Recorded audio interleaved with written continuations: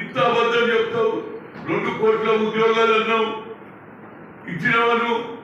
అదేవిధంగా నిన్న అబద్ధం కూడా టికెట్లు కొనుక్కొని ఈయన సభకు వచ్చిందని చెప్పడం జరుగుతుంది.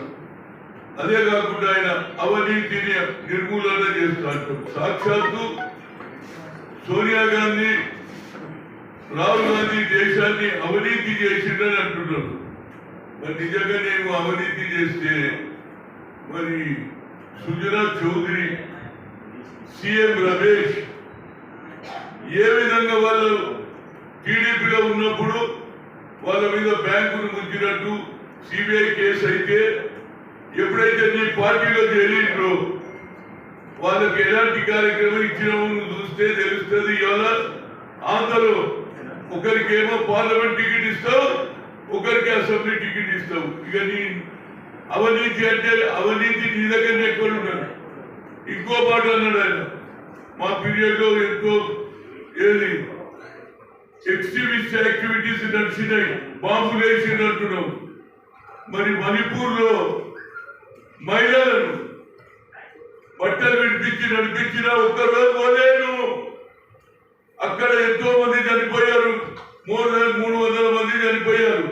నువ్వు పోయినావు అక్కడికి, ఇక్కడికి వచ్చి నీతులు చెప్తావేది నాకు అర్థం కాదు. అంతేకాదు, నీ ఆలోచన ఏమిటి? ఈ భారతదేశంలో ముస్లింలను బయటికి వెళ్ళగొట్టాలనేది నీ ఆలోచన. అది నిరూపణ అయింది.